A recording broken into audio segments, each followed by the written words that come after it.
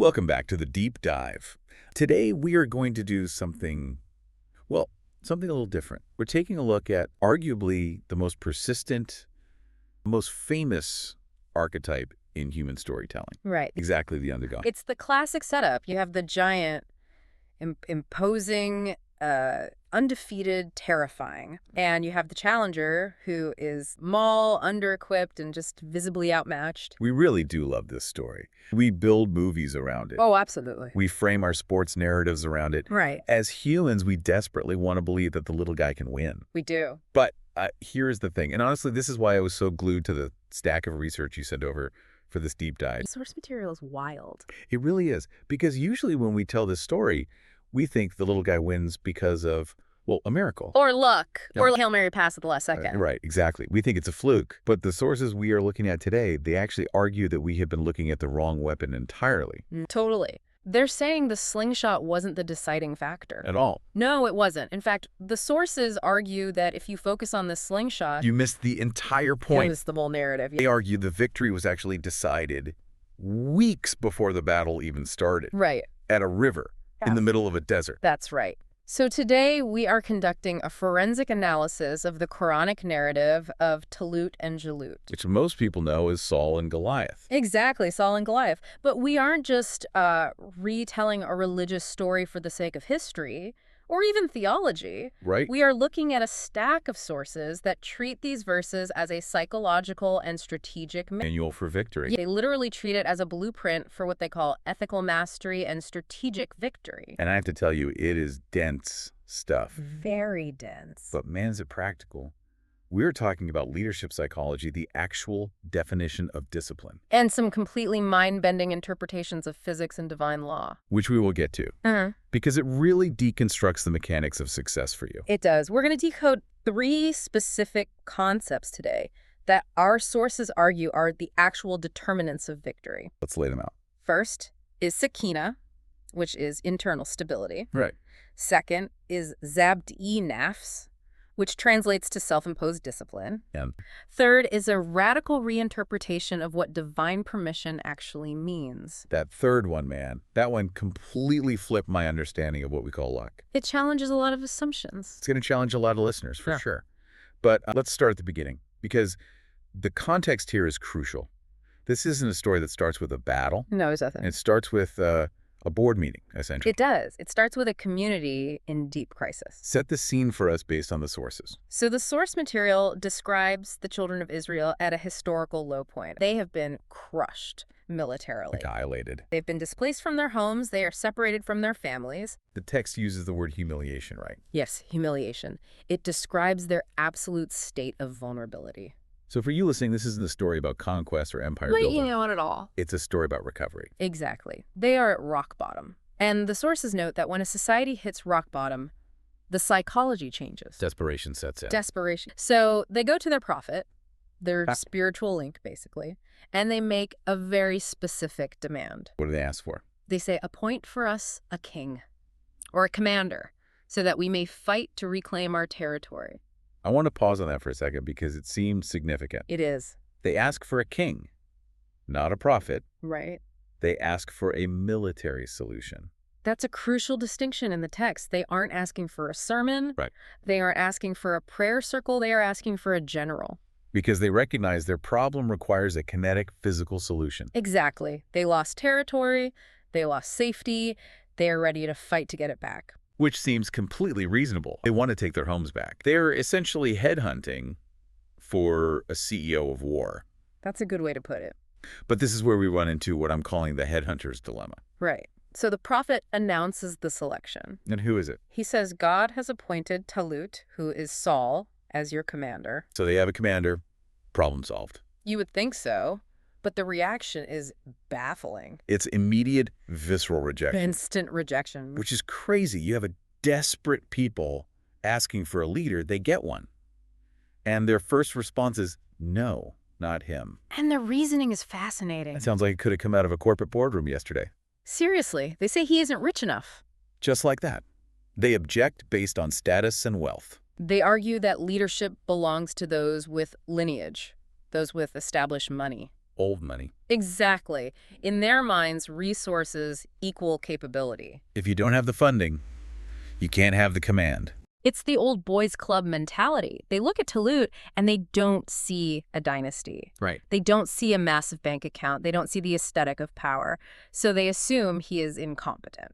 They assume he lacks the capacity to lead simply because he lacks the resources they associate with power. It's a classic error. The sources explicitly point this out. They are confusing the trappings of power with the mechanics of power. The sources call this out as a deeply materialistic worldview. Yes. I have the quote here. The text quotes them saying, "How can he have the kingdom when we are more worthy of the kingdom than him, and he has not been given an abundance of wealth?" Purely transactional. Right. But the counter-argument provided in the source material, and this is really the core of the leadership manual here. It flips the metric entirely. Exactly. The text says God didn't choose him based on his net worth. Right. He was chosen based on an expansion. The specific word used is abasta in two very specific traits, Let's break those down. What are they? ilm and jism. So ilm meaning knowledge, Yeah. and jism meaning physique or body. Correct. But the sources are careful to define what knowledge means here. Right. It's not just trivia. No, this isn't just book smarts or theological trivia. In a military context, ilm refers to strategic intelligence. Situational awareness. Exactly. Does this guy understand the terrain? Does he know the weather patterns? Does he understand enemy's supply lines? Right. Does he understand the psychology of his own men? That is real applied intelligence. That is the ilm required for a commander. And then there's jism, physique, Right. And again, this isn't just about looking intimidating in armor. like a bodybuilder. Right. It's not aesthetic. It's about vitality. It's about the physical stamina to endure a harsh military campaign. Can you march for 3 days without sleep? Can you carry the weight of command? Literally and metaphorically. So the argument from the source is clear. You don't need a rich leader. You need a competent one. Exactly. And the source makes a really interesting note on that word basta. Which means, right. Abundance or expansion. It implies that these traits, knowledge and physical vitality, are active traits. What do you mean by active? Well, wealth is something you possess. It sits in a vault. Right, it's passive. Exactly. But knowledge and strength, those are things you use to serve the collective. That is such a key distinction. Isn't it? Because a rich leader can just hoard his wealth. He can sit on his pile of gold while the city burns. But a strong, smart leader, he has to spend that strength for the mission. He has to actually use his brain for the collective good. Precisely. The text is shifting the entire focus from status to function. Talut is a functional leader. He's a tool for the mission. Right. The people were looking for a figurehead, and they were given a specialized instrument. And just to seal the deal, to prove his legitimacy, there's this mention of the tagut. Yes, the Ark of the Covenant. Right. The text mentions the return of the Ark, which contained relics of Moses and Aaron as a sign of his kingship. But there is a specific word attached to that return. Yes. It mentions that the Ark brings sakina, tranquility. Sakina. It's the first real hint in the text that the ultimate weapon in this campaign isn't going to be iron or gold. It's going to be a psychological state. Exactly. So the dispute is settled. Talut is the commander. She's got the job. He has the ilm and the jism. Right. Now he has to actually build the army. Which is the hard part. And this leads us to what I think is honestly the most intense and frankly the most counterintuitive part of this entire deep dive. The river test. This is where Talut proves he actually has that strategic knowledge we just talked about. This is the pivot point of the whole story. So he gathers an army. The sources imply it's a large group, thousands of men. And they are pumped up. They are angry. They want their homes back. But Talut knows something they don't know. What's that? He knows that a mob is not an army. Right. A mob is just a bunch of people with weapons. Exactly. An army is a unified organism. Precisely. The source material emphasizes this. A mob is driven by emotion, rage, fear, excitement. It's chaotic. But an army is driven by discipline. A mob breaks when things get hard. An army holds. So Talut is looking at these thousands of shouting angry men. And he realizes, I have too many liabilities here. He needs to audit his own force. He needs to know who is actually under his command and who is just under the influence of their own emotions. What does he do? He designs a stress test. Picture this. The army marches out. The location is the desert. Right. The sources estimate the timing as likely midsummer, so June or July. Scorching heat. The heat is unbearable. The thirst is extreme. Think about the physiology of that for a second. Dehydration affects decision-making. It causes confusion. It induces panic. It strikes at the most primal layer of the brain, the basic survival instinct. Your body is literally screaming, "I need water." And that scream is louder than any order a general can give. I'm getting thirsty just thinking about it. So they're parched. And then out of nowhere, they see a river. It's the ultimate relief. A mirage that is actually real. Imagine the psychology of that moment. You are dying of thirst, and there is cool flowing water right in front of you. Every instinct in your body is screaming at you to drink. But then comes the command. And it's a paradoxical order. Taylor stands there and says, God will test you with this river. Right. And the order is, do not drink. It's brutal. It's baffling. From a military logistics standpoint, you want hydrated troops, right? Usually, yes. Why would you deliberately dehydrate your troops right before a massive battle? Because it's not about hydration. But there's a catch to the order, right? There is an exception. He says, whoever drinks from it is not of me, and whoever does not taste it is indeed of me. Then he adds, except for the one who takes a single with his one handful. The word is right. Gurfa, yes. Just enough to wet the lips and the throat. This is the genius of the test. It really is. Because it's not total abstinence. Which honestly might almost be easier because it's a simple binary, yes or no. Exactly. This is controlled consumption. To take just one single handful when your body is begging for a gallon, that requires a massive exertion of will. The sources draw a really vivid comparison here to sheep. Oh, right. I remember this. Have you ever seen livestock around water after they've been kept from it? It's complete chaos. They trample each other, they shove, they gorge themselves until they are physically sick. They have no internal break. None. And a mob acts exactly like sheep. So Talut is looking for the men who are not sheep. He is looking for actual soldiers. He's looking for Zabdi-nafs, self-imposed discipline. Let's really unpack that term.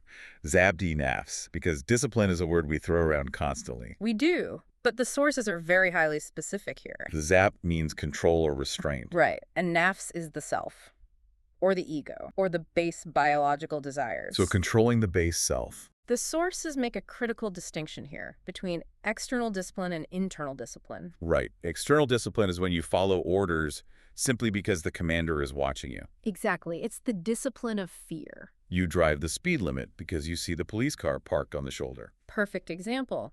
You march in line because the sergeant is walking up and down yelling at you. That's compliance. It's useful, but it's incredibly fragile. Because if the authority figure looks away... the discipline just evaporates. The minute the cop is gone, you speed up. And at the river?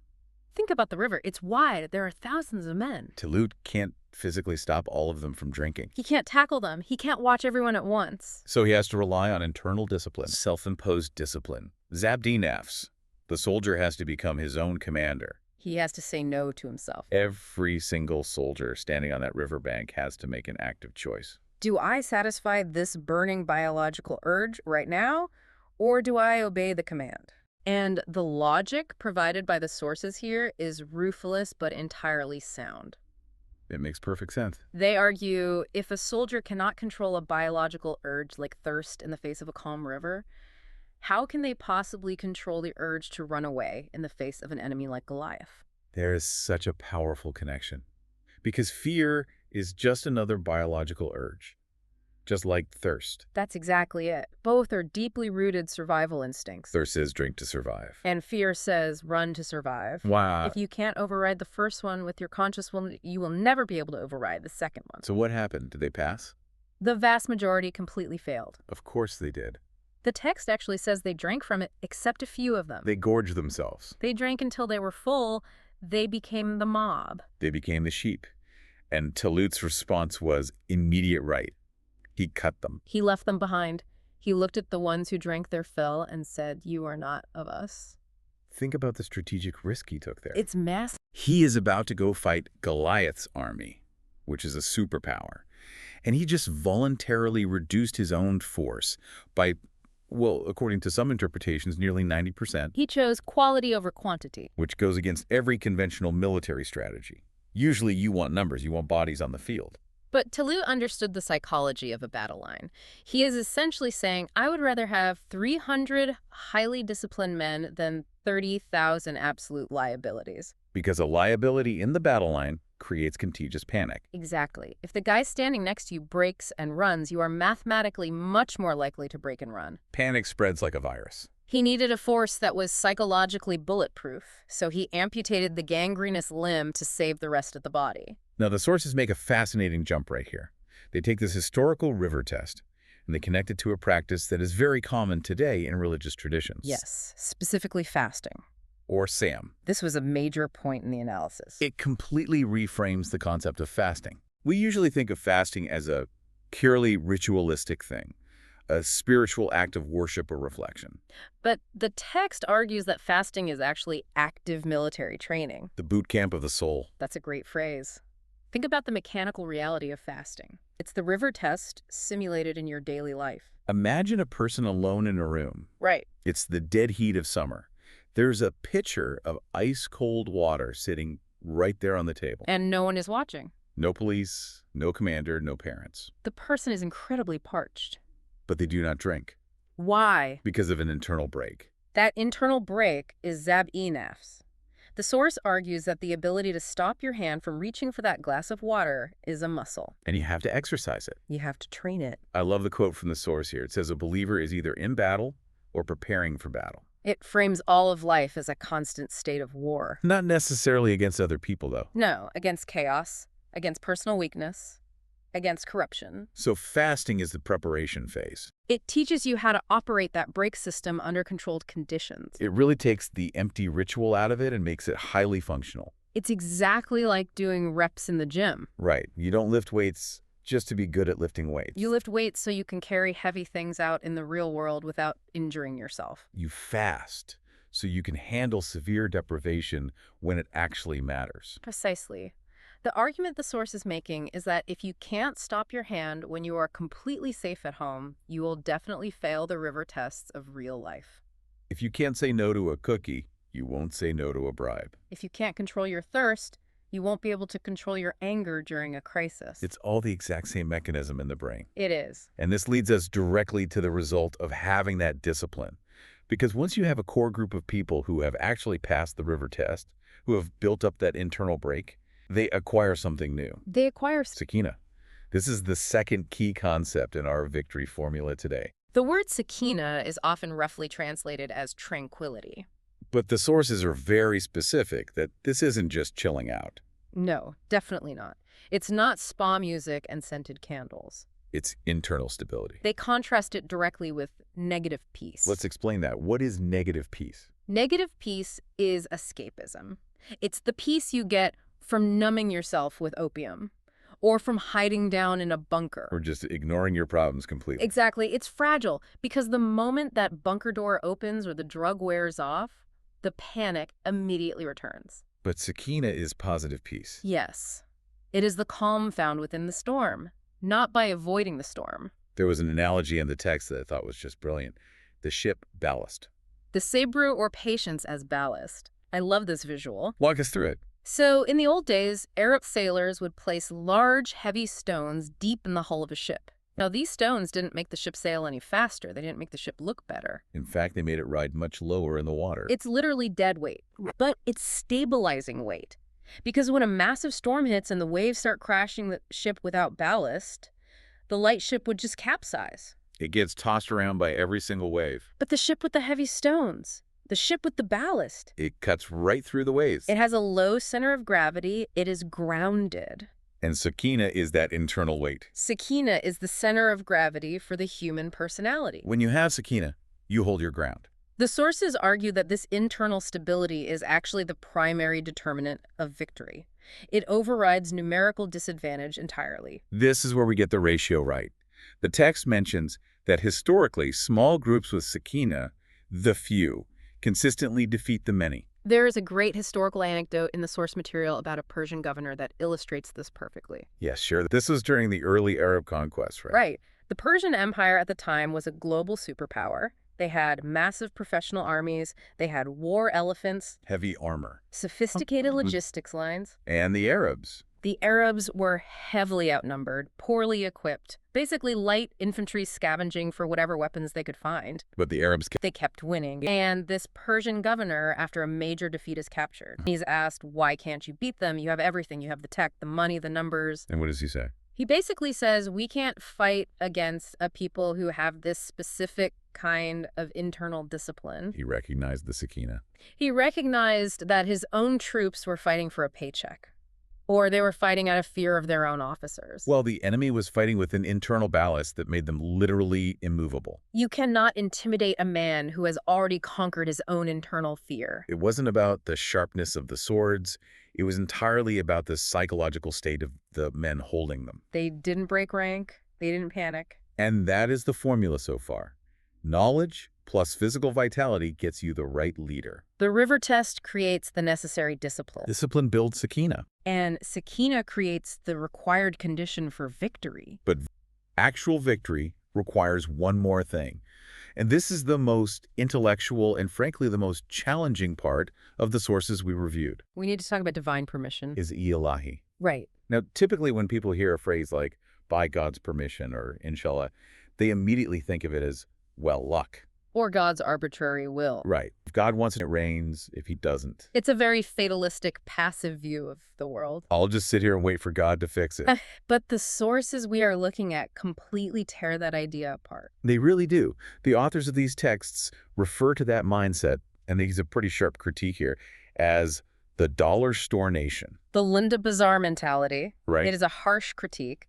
The authors argue that societies that rely on used goods and just pray for rain without attempting to understand the meteorological laws that actually create rain are doomed to fail. They treat God like a cosmic vending machine. Exactly. I put in a prayer, I get out a victory. So how do the sources reinterpret this concept of permission? They argue that permission actually means the operation of immutable natural laws. Essentially cause and effect. Yes. Wait, so when the text says God's permission, it's actually talking about physics. In a very real sense, yes. The source defines a law very simply. If a specific condition is met, then a specific result happens. Always. The overarching argument is that the universe was created with a strict set of operating rules. Right. Gravity is a permission, aerodynamics is a permission, biology is a permission. They use the farming analogy in the text, which really cleared it up for me. It's the perfect baseline example. If a farmer wants a harvest, he has a strict checklist he has to follow. He must prepare the soil. He must use good seed, he has to irrigate it. And he must add fertilizer. Those are all the conditions. Right. If he does all those things, if he actually fulfills the conditions, then the divine permission, which in this case is the law of agriculture, dictates that the crop will grow. That law is the permission. And And if that same farmer just sits on a barren rock and prays all night for corn, then divine permission dictates that absolutely nothing will grow. because the law was not respected. The prayer doesn't magically override the law. The law itself is the manifestation of the divine will. This is a radical shift for a lot of people to process. It means you can't just pray away your lack of preparation. The source references the Apollo moon mission to illustrate this. Oh yes, it's a great modern application. The text argues that the Apollo mission didn't succeed by chance or luck. It didn't succeed because NASA prayed harder than the Soviet space program. Right. It succeeded because they did the math. Because they understood and aligned perfectly with the laws of physics. They calculated the propulsion. They mapped the gravity. They perfected the trajectory. They aligned their effort entirely with the divine permission of how the physical universe actually works. If they had been off by a fraction of a percent, if they had just said, we're going to wing it and have faith. The law of gravity would have destroyed them on re-entry. Exactly. So bringing this all the way back to Talut and Goliath, victory is not magic. No. Victory is the mathematical result of aligning with the laws of preparation, discipline, and strategy. Talut's small army didn't beat Goliath's massive army because of a magical miracle that broke the rules of reality. They won because they aligned themselves with a higher psychological law.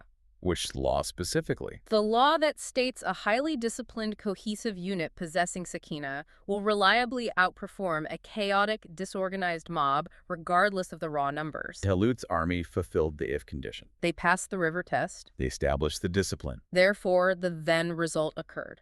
The victory. They respected the laws of psychology and the laws of warfare.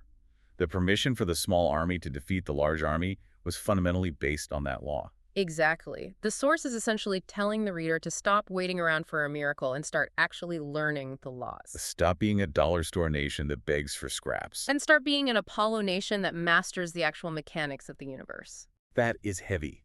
It puts the responsibility squarely back on the listener. It completely removes the victim card.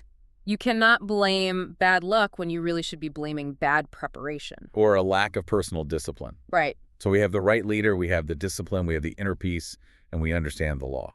Now we go to the climax. Segment 6, the final battle. The two armies finally meet on the field. On one side, you have the river failers who ran off the mob, and the massive enemy force led by Jalut. And Jalut is described as this massive, overwhelming physical force. He represents the ultimate intimidation factor. And the panic immediately sets in for the undisciplined.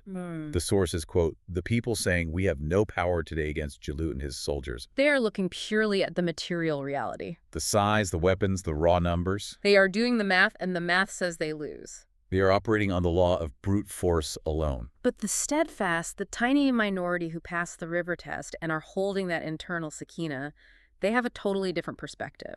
They say, how often has a small group defeated a large group by God's law or permission? They are operating on a higher law, the law of discipline. They know that the ballast inside the ship matters far more than the size of the ship itself. And then the duel happens. David steps forward. He is just a young man in the army. He faces Jalut. And He kills him.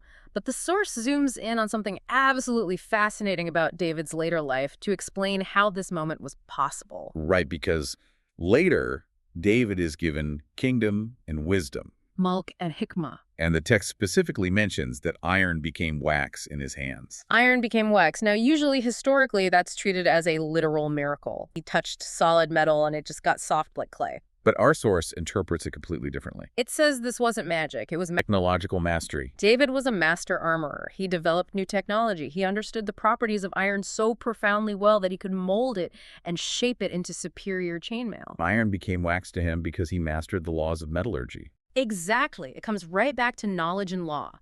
He didn't just sit and pray for better armor to fall from the sky. He invented it. He had the ilm. Goliath was likely wearing very heavy, clumsy bronze or thick plate armor. So David had agility, he had precision. Again, it's not the underdog winning by blind luck. It's the innovator winning by superior technology and superior skill. So the underdog wins. The giant falls. But before we wrap up, we have to ask the final question the sources pose. The so what? Why does this struggle even exist? Is it just for conquest? Is it just so one tribe can beat up another tribe and take their land? The source is very emphatic about this point. It provides a specific mission statement for why this kind of military power is ever allowed to exist. And it's not for spoils of war. It is not for building an empire. It's the protection clause. The text explicitly states that if these disciplined groups did not exist to repel oppressors, then monasteries, churches, synagogues, and mosques would be destroyed.